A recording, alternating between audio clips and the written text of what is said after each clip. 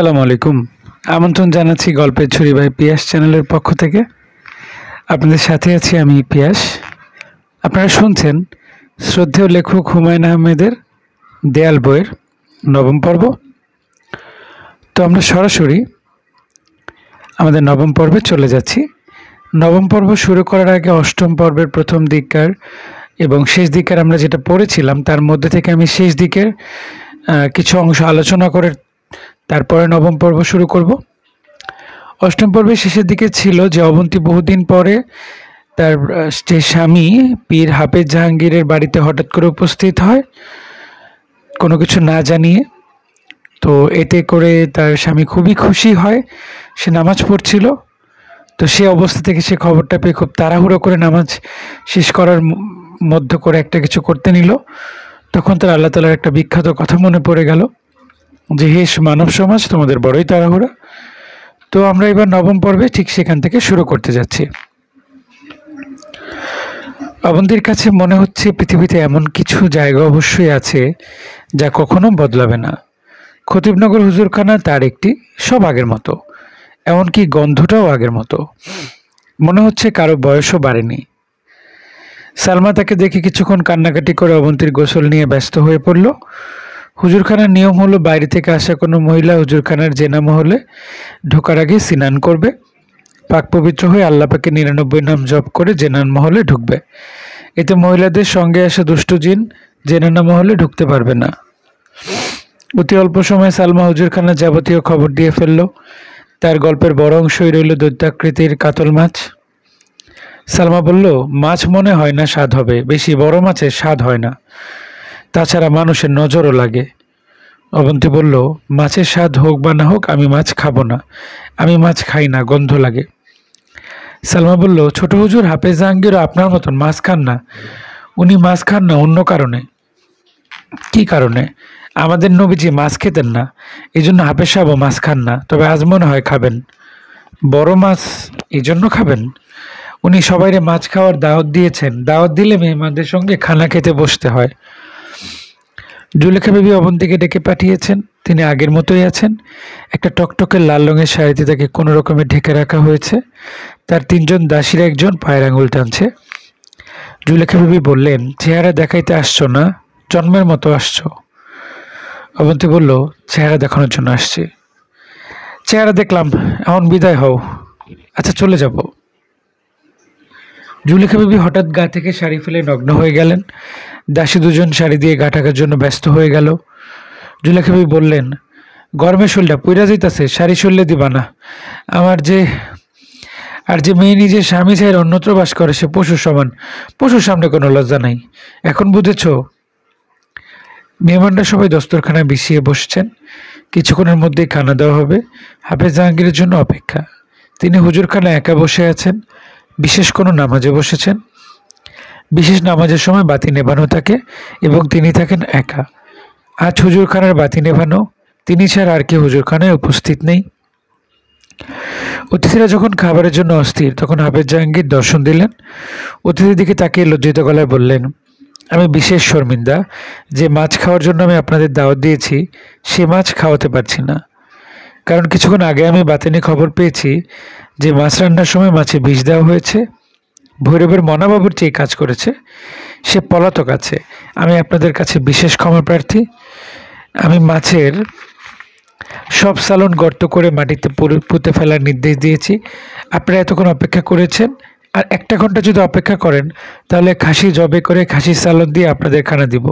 এখন আপনাদের বিবেচনা। অতিথিরা কেউ কোনো শব্দ করলেন না। হাফেজ জাহাঙ্গীরের সঙ্গে অবন্তীর দেখা হলো অনেক রাতে, অতিথিরা খাওয়া দাওয়া শেষ করে চলে যাওয়ার পর। অতিথিরা খাসির সালনের জন্য অপেক্ষা করার সিদ্ধান্ত নিয়েছিলেন। মাছের অভাবে তাদের তেমন কষ্ট হলো না, কারণ খাসির সালন অসাধারণ স্বাদ হয়েছিল। হাফেজ জাহাঙ্গীর বললেন, তোমাকে দেখে অবাক হয়েছি, তুমি একা চলে এসেছো। অবন্তী বলল, কই, আমি তো একা আসি নাই, আমার সঙ্গে 2জন চরণদার ছিল। জাহাঙ্গীর অবাক হয়ে বললেন, বলো কি, তারা পুরুষ? অবন্তী হাই তুলতে তুলতে বলল, তারা পুরুষও না, রমণীও না, তারা 2জন ফেরেশতা, সব মানুষের কাঁধে বসে থাকে। ও আচ্ছা, বুঝেছি, কেরামন কাতিবিন, তোমার সাহস দেখে চমকে আছি। হুজুরখানার দিকে তোমার টান দেখেও ভালো লেগেছে। অবন্তী বলল, হুজুরখানার প্রতি বা আপনার প্রতি আমার কোনো টান নেই। আমার এখানে চলে আসার একটাই কারণ, দাদাজানকে শিক্ষা দেওয়া। তিনি সারাক্ষণ আমার উপর নজরদারি করেন, এটা আমার ভালো লাগে না। আমার জন্য আমি যথেষ্ট, এটা ওনাকে বোঝাতে চাই। এখন কি আপনার কাছে পরিষ্কার হয়েছে আমি কেন খতিবনগরে এসেছি? পরিষ্কার হয়েছে। আপনি আবার স্বামীর অধিকার ফলানোর জন্য নিশিরাতে আমার ঘরে উপস্থিত হবেন না। আমি আপনাকে স্বামী স্বীকার করি না। জাহাঙ্গীর ছোট নিঃশ্বাস ফেলে বললেন, আমি উপস্থিত হব না। অবন্তী বলল, তবে আমি আপনার সঙ্গে খানা খাবো। আপনার সঙ্গে খানা খেতে আমার অসুবিধা নাই। মাছ আমি পছন্দ করি না, তবে আজ কাতল মাছের চালন দিয়ে ভাত খাবো। জাহাঙ্গীর বললেন, মাছে তো বিষ মেশানো হয়েছে, এই খবর পাও নাই? অবন্তী বলল, পেয়েছি, এটা ভুয়া খবর। মাছে বিষ মেশানোর কথা আপনি বলেছেন যেন সবাই বুঝে আপনি বাতিনি খবর পান। খুবই অন্যায় কাজ করেছেন। আপনার অন্যায় আপনি দেখবেন, তাতে আমার কিছু যায় আসে না। আমি শুধু মাছের চালন দিয়ে ভাত খেয়ে দেখবো যে মাছে কেউ বিষ মেশায়নি। মাছের চালন নষ্ট করে ফেলা হয়েছে, মাটিতে গর্ত করে পুঁতে ফেলা হয়েছে। অবন্তী বলল, তার আগে আমি দুটো পেটি আনিয়ে রেখেছি, একটা আপনি খাবেন আর একটা আমি। সালমাকে খানা দিতে বলি, আমার ভুক লেগেছে, সারাদিন আমি কিছু খাওয়া হয় নাই। হাফেজ জাহাঙ্গীর নিঃশব্দে রাতের খাওয়া খেলেন। কাতল মাছের বিশাল পেটির অর্ধেকটা শেষ করলেন। অবন্তী বলল, এত স্বাদের মাছ আমি কখনো খেয়েছি বলে মনে পড়ে না। দাদাজানকে মাছের একটা টুকরা খাওয়াতে পারলে ভালো হতো, উনি মাছ খুব পছন্দ করেন। জাহাঙ্গীর বললেন, তোমার দাদাজানের রাতের খানা শেষ হয়েছে। তিনি খাসির সালদ দিয়ে তৃপ্তি করে খেয়েছেন। দাদাজান আমার খোঁজে চলে এসেছেন? হ্যাঁ, তাকে থাকার জন্য হুজুরখানে একটা ঘর দেওয়া হয়েছে। নিজের বাড়িতে তার থাকার উপায় নাই, বাড়িঘর দখল হয়ে গেছে। কে দখল করেছে? শহর বন্দরের চেয়ে মফস্বলে দুষ্ট লোক বেশি, তাদেরই একজন, নাম সানু ভাই। অবন্তী বলল, সানু ভাই কি আপনার চেয়েও দুষ্ট? হাফেজ জাহাঙ্গীর জবাব দিলেন না, আহত চোখে অবন্তীর দিকে তাকিয়ে রইলেন। তার বারবার মনে হচ্ছিল তার সামনে কোনো মানবী বসে নেই। আয়তলোচনা ভেস্তের হুর বসে আছে, যাকে কোনো পুরুষ বা জিনিস স্পর্শ করেনি। সানু ভাই হাসি খুশি মধ্যবয়স্ক একজন মানুষ, বেটে গোলগাল চেহারা, মাথা ভর্তি কাঁচা পাখা বাবরি চুল, অমায়িক কথাবার্তা। সানু ভাই সরফরাজ খানের সঙ্গে কোলাকুলি করে গাঢ় স্বরে বললেন, ভাই সাহেব কেমন আছেন? বাড়ি ঘরের কথা মনে পড়ে না? আফসোস। সরফরাজ খান বললেন, বাড়িঘর তো সব আপনি দখল নিয়ে নিয়েছেন, মনে পড়লেই বা কি, না পড়লেই কি? সানু ভাই ব্যথিত গলায় বললেন, আমি যদি দখল নিয়ে থাকি তাইলে তো 10 জনের মোকাবিলায় আমার 100 বার জুতা পেটা করেন। বাড়িঘর খালি পড়েছিল, গরু ছাগল রাস্তা রয়েছিল সেখানে। আমি মুজিব সেন্টার করছি, মুজিব সেন্টারে বঙ্গবন্ধু বাকশাল নিয়ে গবেষণা হবে, এতে আপনার পাপ কাটা যাবে? সরফরাজ খান অবাক হয়ে বললেন, আমার পাপ কাটা যাবে মানে? আমার কি পাপ? সানু ভাই শান্ত গলায় বললেন, মুক্তিযুদ্ধের সময় আপনি শান্তি কমিটির সঙ্গে হাত মিলিয়েছিলেন না, সেই পাপ। খতিবনগরের পীর সাহেব ছিলেন শান্তি কমিটির চেয়ারম্যান, আপনি তার মুরিদ হয়েছিলেন। নিজ নাতনিকে এক পাকিস্তানি ক্যাপ্টেনের সঙ্গে বিবাহ দেওয়ার ব্যবস্থা করলেন, এই ইতিহাস তো কারো অজানা না। তারপর আপনার ছোট ভাই হিসেবে একটা পরামর্শ দিই, আপনি বঙ্গবন্ধুর কাছে আমার নামে নালিশ করেন, কিভাবে আমি আপনার বিশ্ব সম্পত্তি সব দখল করছি সেটা বলেন। বঙ্গবন্ধু যে হুকুম দেন তা মাথা পেতে নিব। আমার নাম বললে উনি আমারে চিনবেন। ওনার জন্য আজ সকালে জিএল কই মাছ পাঠাইছি। সরফরাজ খান বললেন, বঙ্গবন্ধুর সঙ্গে আমার যোগাযোগের ব্যবস্থা আছে, আমি ওনাকে জানাবো। সানু ভাই বললেন, ভাই সাহেবকে একটা সত্য কথা বলি, উনাকে জানালে কিছুই হবে না, ওনার কানে লাখ লাখ নালিশ, এত নালিশ শুনলে ওনার পুষবে না। ভাই সাহেব এখন বলেন, চা খাবেন না কফি খাবেন? মুজিব সেন্টারে চা কফির দুইটারই ব্যবস্থা আছে। বেলা 2:40, ভাদ্র মাসের কঠিন ঝাঁঝালো রোদ উঠেছে, ফ্যানের বাতাসও গরম। বঙ্গবন্ধু পাইপ হাতে তার প্রিয় আরামকেদারে এসে শোয়া মাত্র মাথার উপর ফ্যান বন্ধ হয়ে গেল। তিনি বিরক্ত মুখে ফ্যানের দিকে তাকিয়ে চোখ বন্ধ করলেন। ভেবেছিলেন কিছুক্ষণ বিশ্রাম করবেন। শরীর ক্লান্ত, মনও ক্লান্ত। যুদ্ধ বিধ্বস্ত দেশের শত সমস্যা, সবই সমাধানের দায়িত্ব তার। এটা কি সম্ভব? তিনি তো আলাদিনের চেরাগ নিয়ে আসেননি। দেশের সব পত্রপত্রিকার ধারণা তার কাছে 4-5টা আলাদিনের চেরাগ আছে। চেরাগুলি তিনি রিলিফের কম্বলের নিচে লুকিয়ে রেখেছেন। এই যে কারেন্ট চলে গেল, এই নিয়ে কোনো না কোনো পত্রিকায় লেখা হবে মুজিবের লোকদের দুর্নীতিতে ইলেকট্রিসিটির বেহাল অবস্থা। তাকে সাহায্য করার কেউ নেই। সবাই আছে খাল কাটায়। নিতান্ত ঘনিষ্ঠ জনের এখন খাল কাটতে শুরু করেছে। খাল কাটছে আর দাতাল কুমির ছেড়ে দিচ্ছে। সবচেয়ে বড় খাল কাটা ধরেছে আব্দুর রব। বলতে গেলে সে ছিল তার হাতের 5 আঙ্গুলের 1 আঙ্গুল। সে আব্দুর রবের এত সাহস, পল্টনের মাঠে তার সমালোচনা করে বক্তৃতা দেয়। এই কাজ তো মাওলানা ভাসানী এখনো করেননি। আব্দুর রব পল্টনের বক্তৃতায় প্রমাণ করার চেষ্টা করলেন শেখ মুজিবুর ব্যর্থ রাষ্ট্রনায়ক। তিনি এখন 5 আটাদের প্রধান। তার সব মমতা এখন 5 আটাদের জন্য, দেশের মানুষের জন্য না। আরে বেটা, তুই তো সেদিনের ছেলে। হা করলে এখনো তোর মুখ থেকে দুধের গন্ধ বেরোয়। তুই রাষ্ট্র পরিচালনার কি বুঝিস রে? গলা ফাটিয়ে বক্তৃতা দিতে পারা মানেই রাষ্ট্র পরিচালনা না। তুই মনে রাখিস, এক চোপার দিয়ে তোকে ঠিক করতে পারি। হাতি ঘোড়া গেল তল, মশা বলে কত জল। তুই তো মশার অধম। বঙ্গবন্ধু পাইপ টাইন দিলেন। পাইপ নিভে গেছে। পাইপ থেকে কোনো ধোঁয়া বের হলো না। নতুন করে পাইপ ধরাবার ইচ্ছাও হচ্ছে না। কয়েক মিনিটের ওপর চোখ বন্ধ করে পারলে হতো, গরমে তাও সম্ভব না। তিনি মাথার উপর ফ্যানের দিকে তাকালেই ফ্যান ঘুরতে শুরু করলো। তিনি স্বস্তির নিঃশ্বাস ফেলে চোখ বন্ধ করার সঙ্গে সঙ্গেই চোখের পাতা ভারী হয়ে গেল। হাত থেকে পাইপ মেঝেতে পড়ে গেল। ঠিক ঘুম না, গাঢ় তন্দ্রার মতো এসেছে। তন্দ্রার এই অংশে তাকে দুঃস্বপ্নে ভরা। তিনি ছটফট করছেন। চোখের সামনে এখন আজরাইলকে দেখছেন। আজরাইল দেখতে মানুষের মতো, তবে শরীর ভর্তি লাল লোম, সাইজেও ছোট, বামুনদের মতো। মুখে 4 পাটি করে দাঁত, হাসলে ভেতরের পাটির দাঁত দেখা যায়। পাকিস্তানের জেলখানায় তিনি বন্দী। তার চোখের সামনে তার জন্য কবর করা হচ্ছে। কবর করছে মিলিটারিরা। একজন জেনারেল নির্দেশ দিলেন, ডিপ ডিপ, জেয়াদা ডিপ। আজরাইল আছে জেলখানার জেনারেলের সঙ্গে। সে জেনারেলের প্রতিটি কথায় সায় দিচ্ছে, 4 পাটি দাঁত বের করে হাসছে। এর মধ্যে একজন আবার চিৎকার করছে, ভাত চাই, ভাত দাও। কাপড় চাই, কাপড় দাও। যে চিৎকার করছে তার গলা পরিচিত, ছাত্রনেতা আব্দুর রব। এ আবার পাকিস্তানে এসেছে কবে? পাকিস্তানে দেখেছে সে ভাত চাচ্ছে কেন? পাকিস্তানে নাকি তাকে ভাত দেবে? বঙ্গবন্ধু তন্দ্রা কেটে গেল। তার বাড়ির উঠানে সত্যি সত্যি ভাত কাপড় চেয়ে স্লোগান দেওয়া হচ্ছে। নেতৃত্বে আছে আব্দুর রব। বঙ্গবন্ধু মেঝে থেকে পাইপ করে নিয়ে পাইপ ধরালেন। তিনি মহাবিরক্ত। তার নিজের লোকজন কোথায়? বাড়ির ভেতরে ভাত কাপড়ের মিছিল হতে দেওয়া যায় না। ভাবমূর্তির ব্যাপার আছে না? বিদেশি সাংবাদিকরা কেউ না কেউ আছেই। বসার ঘরে নিশ্চয়ই আছে কূটনীতিকদের কেউ। 61 জেলার গভর্নর নিয়োগ প্রায় চূড়ান্ত। এরা সারাক্ষণই তাকে ঘিরে আছে। সবার ধারণা চোখের আড়াল হলেই তারা বাদ পড়বে। গভর্নরদের বিপক্ষে লোকজনও আছে, তাদের চেষ্টা ভাঙচি দেওয়া। এর চেয়ে বড় সমস্যা হলো দেন দরবারের লোকজন। বেশিরভাগ এসে মিলিটারির হাত থেকে আত্মীয়স্বজন ছাড় করানোর জন্য। দুষ্কৃতিকারীদের ধরার দায়িত্ব মিলিটারিদের হাতে দেওয়া মনে হয় ভুল হয়েছে। আসল দুষ্কৃতি ধরার নাম নেই, বেছে বেছে এরা ধরছে আওয়ামী লীগের নিবেদিত কর্মীদের। সর্বহারা কেউ তো মিলিটারিদের হাতে ধরা পড়ছে না। শিলাশিকদেরকে মিলিটারি ধরেছে, ধরেছে পুলিশ। মিলিটারির নামই মিলিটারি, কাজে লবডঙ্কা। যত দিন যাচ্ছে মিলিটারির ওপরে বঙ্গবন্ধু ততই বিরক্ত হচ্ছেন। মিলিটারি হচ্ছে দানব বিশেষ। পাকিস্তানি মিলিটারি যেমন দানব, বাংলাদেশি মিলিটারিরাও তাই। সেন্ট মার্টিন আইল্যান্ড যদি কোনো কারণে স্বাধীন হয়, তাদের মিলিটারিও হয়, তারাও হবে দানব। বঙ্গবন্ধু 25 বছরের জন্য ভারতের সঙ্গে দেশ রক্ষা চুক্তি করেছেন। এখন আর মিলিটারির প্রয়োজন নাই।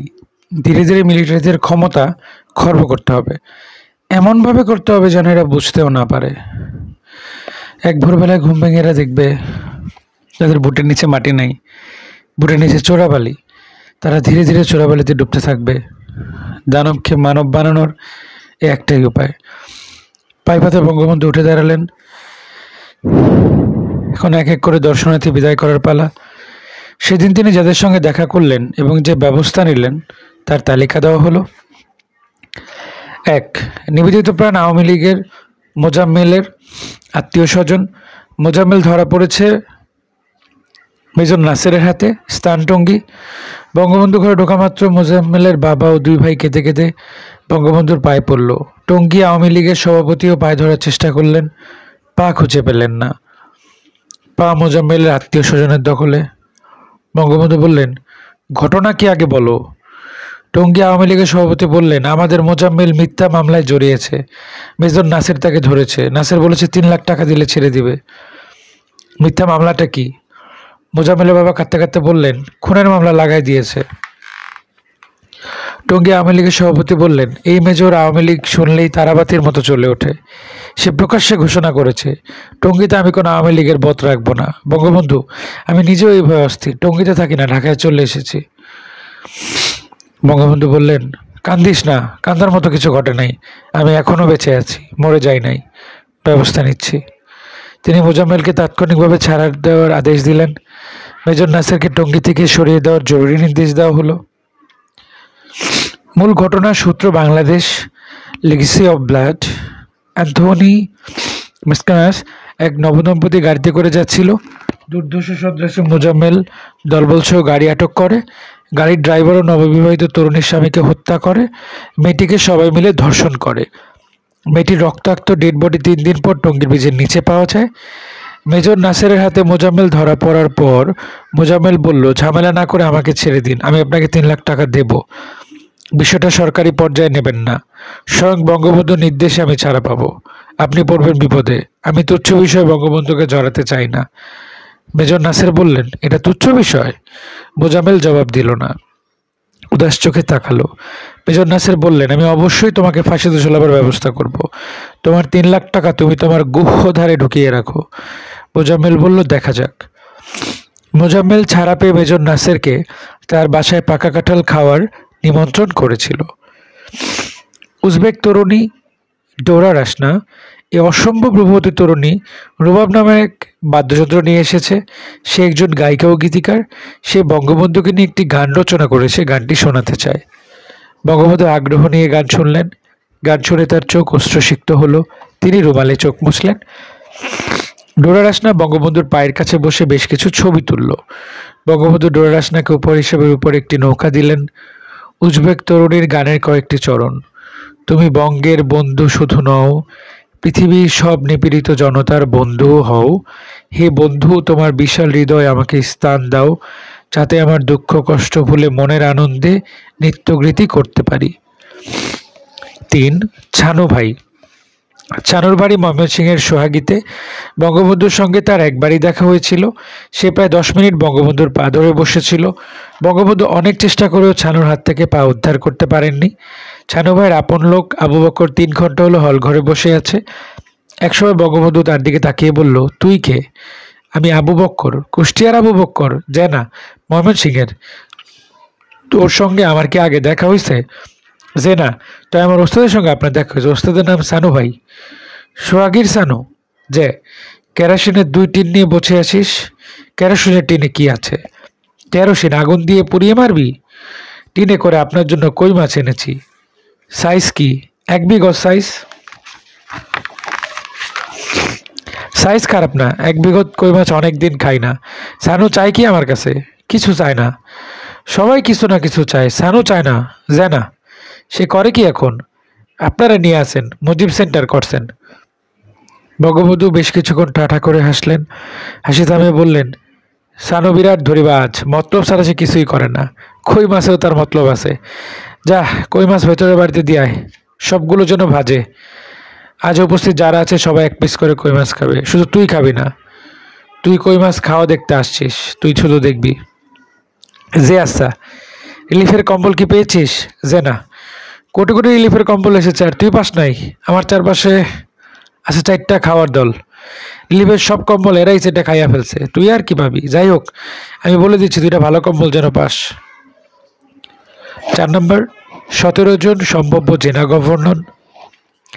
এরা সবাই ব্যক্তিগতভাবে বঙ্গবন্ধুর সঙ্গে কথা বলতে চান। এরা কি অন্যের সামনে মুখ খুলবেন না। বঙ্গবন্ধু তাদের কারোর সঙ্গেই কথা বলবেন না। তবে প্রত্যেকে কই মাছ ভাজা খেয়ে যেতে বললেন। তারা সবাই মুখ ভোঁতা করে ভাজা কই মাছের জন্য অপেক্ষা করতে লাগলেন। খন্দকার মোশতাক 5 নম্বর। তিনি কাঠের বাক্সে করে বঙ্গবন্ধুর জন্য বিশেষ এক উপহার নিয়ে এসেছেন। 21 ভরি সোনায় বানানো বটগাছ, নিচে লেখা বটবৃক্ষ শেখ মুজিব, তার নিচে লেখা আগামা ছিলেন স্বর্ণকার সমিতি। মোশতাক বললেন, সবাই আপনাকে দেয় নৌকা, এরাও নৌকা বানাতে চেয়েছিল। আমি বলেছি, গাধারা, বট গাছ বানা। বঙ্গবন্ধু আমাদের বটবৃক্ষ, আমরা আছি তার ছায়ার নিচে। বঙ্গবন্ধু স্বর্ণের বটগাছ দেখে আনন্দ পেলেন। খন্দকার মোশতাক বললেন, বাজারে চালু গুজবটা কি শুনছেন নাকি? কি গুজব? তাজউদ্দিনকে নাকি আপনি আবার মন্ত্রিসভার সদস্য করছেন। কি আশ্চর্য কথা! খন্দকার মোশতাক দীর্ঘশ্বাস ফেলে বললেন, এই গুজব তাজউদ্দিন নিজেই ছড়াচ্ছে যাতে আবার ফিরে আসতে পারে। বঙ্গবন্ধু দীর্ঘশ্বাস ফেললেন। খন্দকার মোশতাক বললেন, অন্য কারো বিষয়ে আপনার সাবধান হওয়ার প্রয়োজন নাই, তবে তাজউদ্দিনের বিষয়ে শুধু সাবধান থাকবেন। পয়েন্ট নাম্বার 6, রাধানাথ বাবু। রাধানাথ বাবুর সঙ্গে বঙ্গবন্ধু দেখা করতে চাচ্ছিলেন না, কিন্তু ইন্ডিয়ান এম্বাসি বিশেষভাবে চাচ্ছে তিনি যেন দেখা করেন। বঙ্গবন্ধু বলেন, আপনাকে কি আমি চিনি? বঙ্গবন্ধু অনেক বৃদ্ধকেও তুই করে বলেন। রাধানাথ বাবুর সৌম্য চেহারায় মনে হয় বাদ সাধল। তাকে তিনি আপনি করে বললেন। রাধানাথ বললেন, আপনি আমাকে চেনেন না?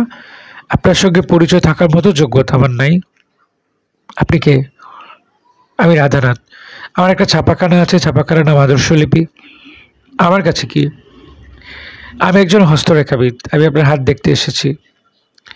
আমার হাত দেখে কি করবেন? আমার কর্ম দেখুন। সাধুর বিচার ধর্মে, পুরুষের বিচার কর্মে।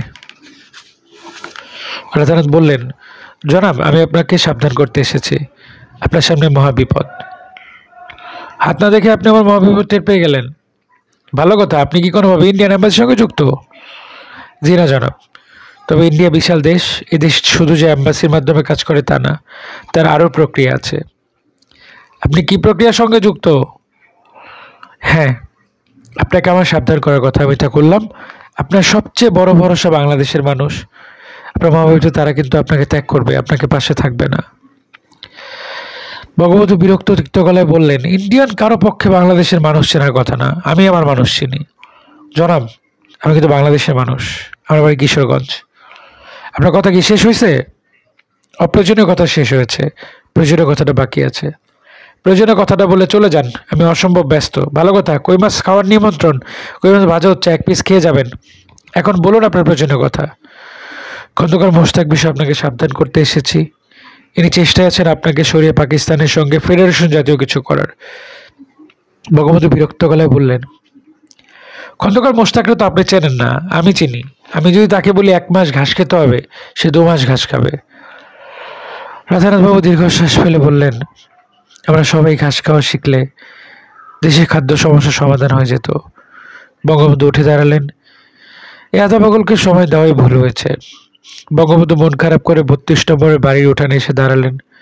সঙ্গে সঙ্গে তার মন ভালো হয়ে গেল। উঠান ভর্তি মানুষ, ফুকা মিছিলের মানুষ না, সাধারণ মানুষ যারা বঙ্গবন্ধুকে এক নজর দেখতে এসেছেন। স্লোগান শুরু হলো, জয় বাংলা, জয় বঙ্গবন্ধু। বঙ্গবন্ধু হাসি মুখে তাদের দিকে হাত নাড়লেন। ধবধবে সাদা পায়জামা পাঞ্জাবি পরে অতি সুপুরুষ এক যুবক দামি ক্যামেরায় মিছিলে ছবি তুলল। যুবক এক পর ইশারায় বঙ্গবন্ধুর ছবি তোলার অনুমতি প্রার্থনা করল। বঙ্গবন্ধু উচ্চস্বরে বললেন, ছবি তুলতে চাইলে তুলবি, অনুমতির ধার ধারবি না। যুবককে বঙ্গবন্ধুর পরিচিত মনে হচ্ছে, তবে তিনি তার নাম মনে করতে পারছেন না। হঠাৎ হঠাৎ তার এরকম হয়, নাম মনে আসে না। যুবক এসে বঙ্গবন্ধুকে কদম বসি করলো। বঙ্গবন্ধু বলল, কই মাছ খেয়ে যাবি? কই মাছ ভাজা হচ্ছে। যুবকের নাম ফারুক। সে এসেছে রেকি করতে। মূল আক্রমণের সময় কোন গানার কোথায় থাকবে তা তার জানা থাকার দরকার। বাড়ি আক্রান্ত হলে পালাবার পথগুলো কি কি তা তার জানা থাকা দরকার। ধানমন্ডির পুরনো বাড়িগুলোতে মেথর প্যাসেজ বলে একটা কাঠার মতো ফাঁকা জায়গা থাকে। এ বাড়িতেও নিশ্চয়ই আছে। মেথর প্যাসেজ দিয়ে কেউ যেন পালাতে না পারে। সুপ্রিয় শ্রোতামণ্ডলী, শেষ করছি আজকের দেয়ালের পর্ব। আমরা পরবর্তী পর্ব শোনার জন্য আপনাদের সকলকে আমন্ত্রণ রইল। আপনারা সবাই পরবর্তী পর্ব শুনবেন। ততক্ষণ পর্যন্ত আপনারা সবাই ভালো থাকুন, সুস্থ থাকুন, সুন্দর থাকুন। আল্লাহ হাফেজ।